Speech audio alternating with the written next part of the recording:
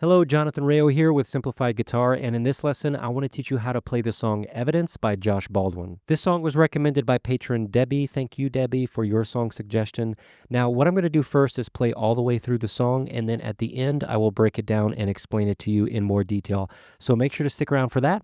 For now, let's go ahead and play through the song.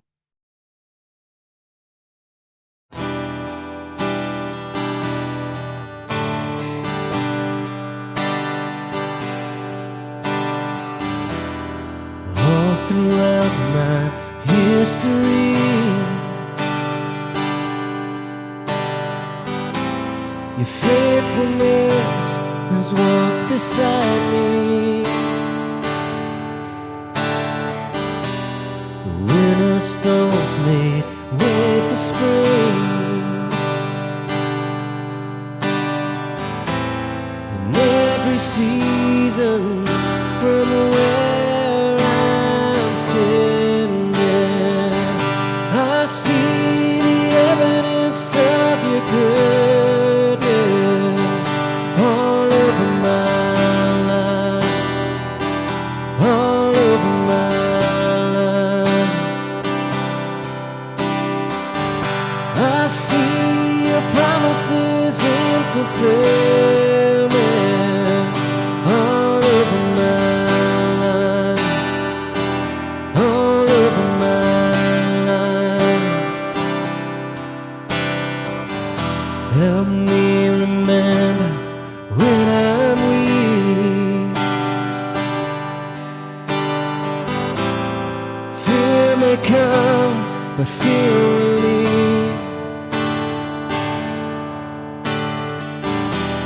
You lead my heart to victory. You are my strength, and you always will be. I see the evidence of your goodness all over my life, all over my life. I see your promises in fulfillment all over my life, all over my life. You see the cross, the empty grave, the evidence is endless. All my sin rolled away because of you, oh Jesus. See the cross, the empty grave, the evidence is endless. All my sin rolled away because of you, oh Jesus.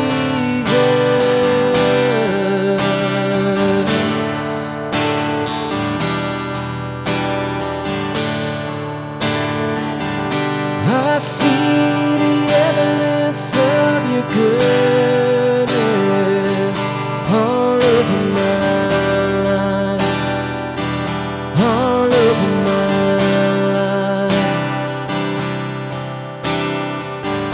I see your promises in fulfillment all over my life, all over my life. So why should I fear the evidence is here? Oh, why should I fear the evidence is here?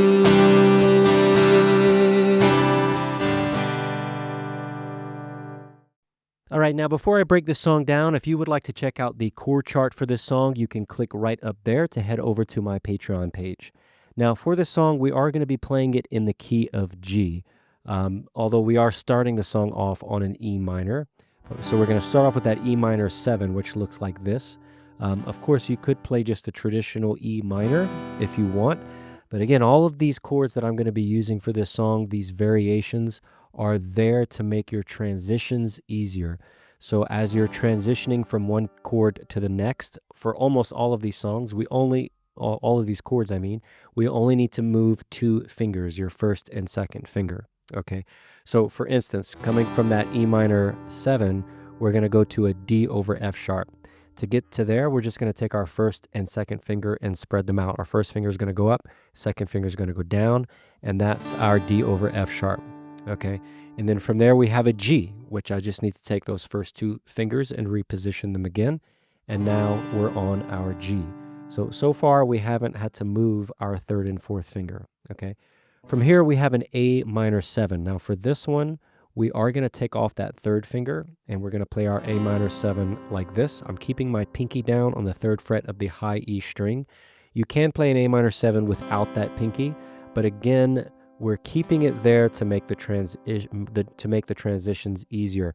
We're not going to have to move that pinky. We don't have to think about putting it back down and finding its place again. It's already there, so it's one less finger to think about, and that's why we're keeping it there.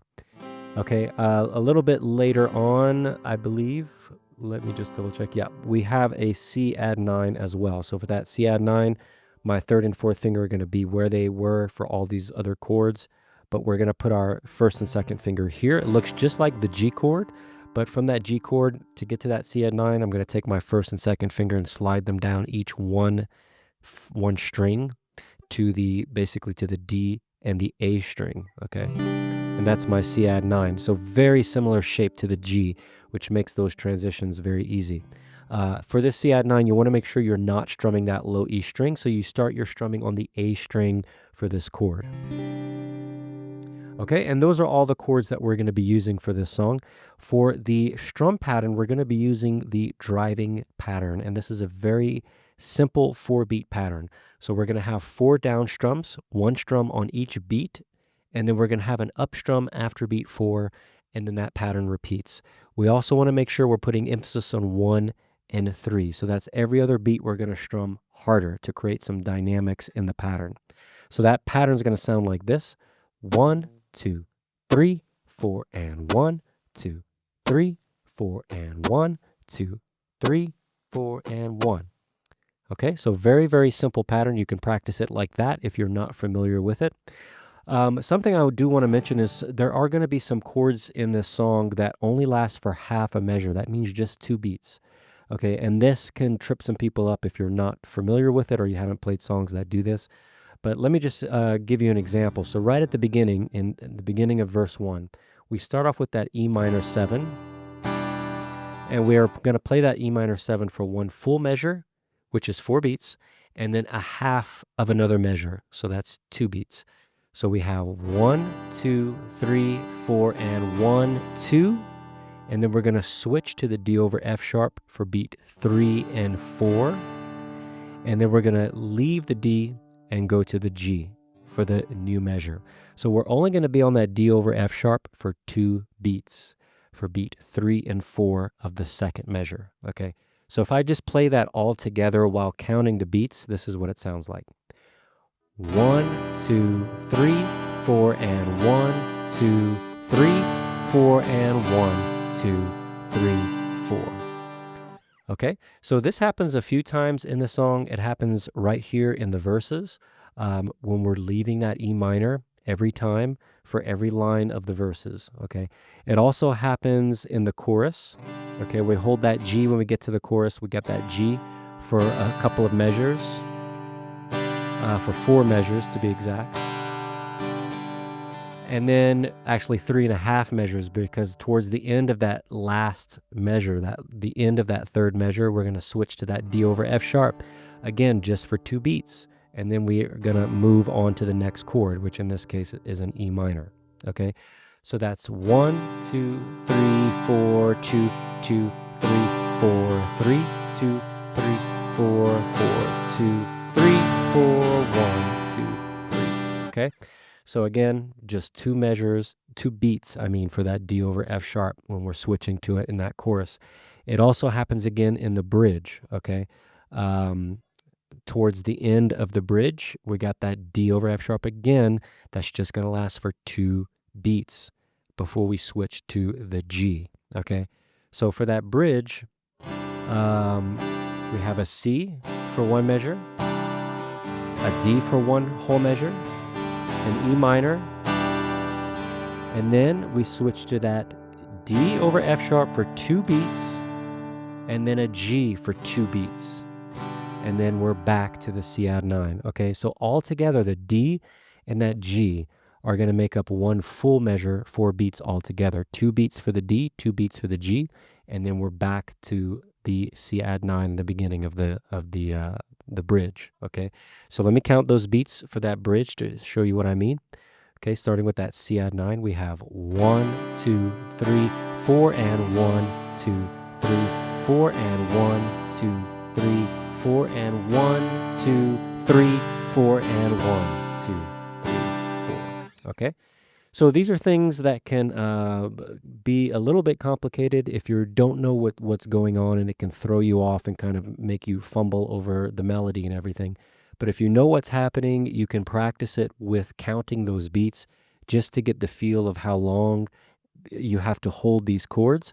And then you can, try to reapply it to the song with the lyrics on top of it. Okay, so good luck with it. If you do have any further questions, feel free to head over to the Patreon post of this song, and you can ask any of your questions there in the comment section. I do answer all my patrons' questions, and I look forward to seeing you in the next song tutorial. Take care.